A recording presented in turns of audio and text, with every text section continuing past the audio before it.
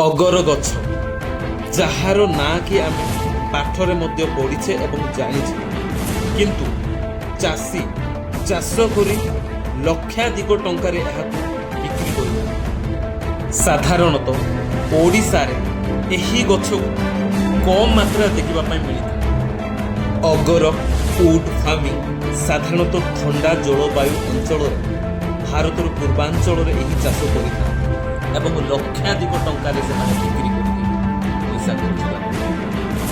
ଦର୍ଶକ ବନ୍ଧୁ, ଓଡ଼ିଶାର ବିଭିନ୍ନ ଜାଗାରେ ବିଭିନ୍ନ ଏନ୍ଜିଓ ତରଫରୁ ଗ୍ରୀନ୍ ଭ୍ୟାଲି ଓଡ଼ିଶା ମାଧ୍ୟମରେ ମଧ୍ୟ ଏହି ଗଛର ଚାରାକୁ ମିଳିଥାଏ ଏବଂ ତଳ ଦାରିଙ୍ଗବାଡ଼ି ଅଞ୍ଚଳର ଆମ ପାଖରେ ଜଣେ ଚାଷୀ ଅଛନ୍ତି ଯିଏକି ହିରାମା ଗ୍ରାମରେ ଏହି ଗଛକୁ ପ୍ରଥମ ଥର ପାଇଁ ସେ ରୋପଣ କରିଛନ୍ତି।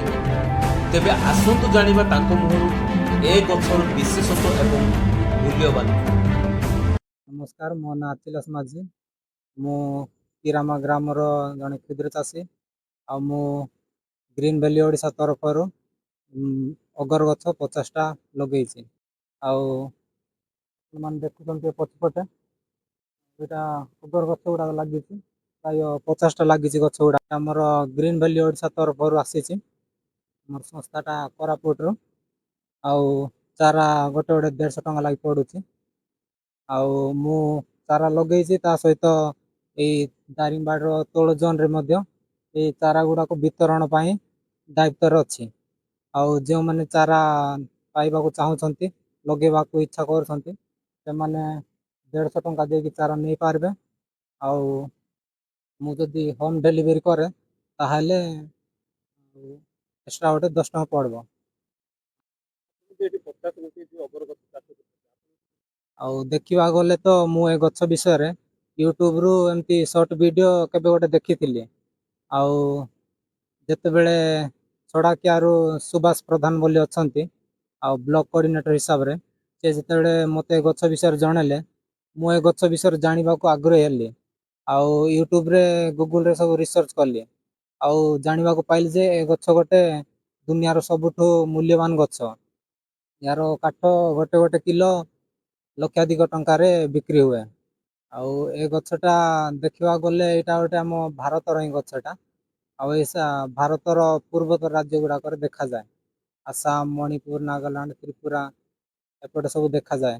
ଆଉ ଏ ଗଛର ନାଁରେ ଆମ ଭାରତର ଗୋଟେ ରାଜ୍ୟର ରାଜଧାନୀ ଅଛି। ଆଉ ସେଇଟା ହେଉଛି ତ୍ରିପୁରାର ରାଜଧାନୀ ଅଗରତାଲା। ଏ ଗଛ ନାଁରେ ହିଁ ସେ ରାଜ୍ୟର ରାଜଧାନୀଟା ରଖା ହେଇଛି। କଣ କହିବେ ଆମର ଯୋଉ ଚାଷୀ ଭାଇ ମାନଙ୍କୁ, କେମିତି ଆପଣ ଏଇ ଗଛକୁ ପାଇଲେ, କେମିତି?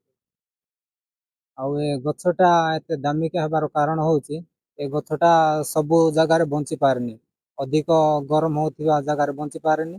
ଆଉ ଏଇଟା ଥଣ୍ଡା ଏରିଆର ହିଁ ଗଛଟା। ଦେଖନ୍ତୁ, ମୁଁ ତ ଏ ଗଛ ଗୁଡ଼ାକ ଲଗେଇଛି। ଯେଉଁ ଚାଷୀମାନେ ଏ ଗଛ ଲଗେଇବାକୁ ଚାହୁଁଛନ୍ତି ସେମାନେ ମୋତେ ଯୋଗାଯୋଗ କଲେ ମୁଁ ଏ ଦାରିଙ୍ଗବାଡ଼ିର ତଳ ଜୋନ୍ର ଦାୟିତ୍ୱରେ ଅଛି, ସେମାନଙ୍କ ପାଖକୁ ପହଞ୍ଚେଇ ଦେଇପାରିବି। ଏଇଟା ଆମର ଦାରିଙ୍ଗବାଡ଼ିର ବ୍ରାହ୍ସ ହାଲକାରେ ଚାରା ରଖା ହେଇଛି। କମ୍ପାନୀର ନାଁ ହେଉଛି ଗ୍ରୀନ୍ ଭ୍ୟାଲି ଓଡ଼ିଶା।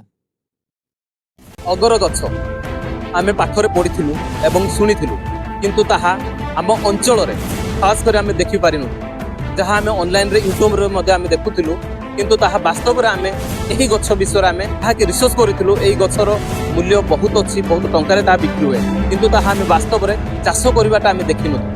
ଆମର ଜଣେ ଚାଷୀ ଭାଇ ଅଛନ୍ତି, ଅଧିକ ଅଗର ଗଛକୁ ସେ ଚାଷ କରୁଛନ୍ତି ଏବଂ କାହିଁକି ଚାଷ କରୁଛନ୍ତି ଆସନ୍ତୁ ଆମେ। ନମସ୍କାର, ମୁଁ ସଲମନ ମାଝୀ। ଆଉ ମୁଁ ଜଣେ କ୍ଷୁଦ୍ର ଚାଷୀ।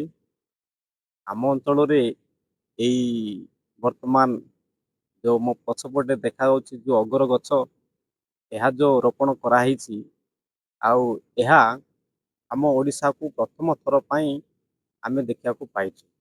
ତେଣୁ ଏଇ ଗଛକୁ ଆମେ ଆଗ୍ରହ ସହକାରେ ଆଉ ମଧ୍ୟ ଲଗେଇଛୁ। ଆଉ ମୁଁ ବେଶୀ ନାହିଁ 20ଟା ଗଛ ଲଗେଇଛି। ଆଉ ମୁଁ ଆଶା କରୁଛି ଏ ଗଛ ଉଠିବ। ଏବେ ତ ଚେର ମାଡ଼ିଗଲାଣି। ଆଉ ଏଇଟା ନିଶ୍ଚିତ ଭାବରେ ଆଗକୁ ବଡ଼ ହେବ। ନିଶ୍ଚିତ ମୁଁ ଆଶା କରୁଛି ଏ ଗଛ ଦ୍ୱାରା ଉପକୃତ ହେଇପାରିବି। ମୁଁ ବିଶେଷ ଖୁସି ଏ ଗଛ ଲଗେଇକି।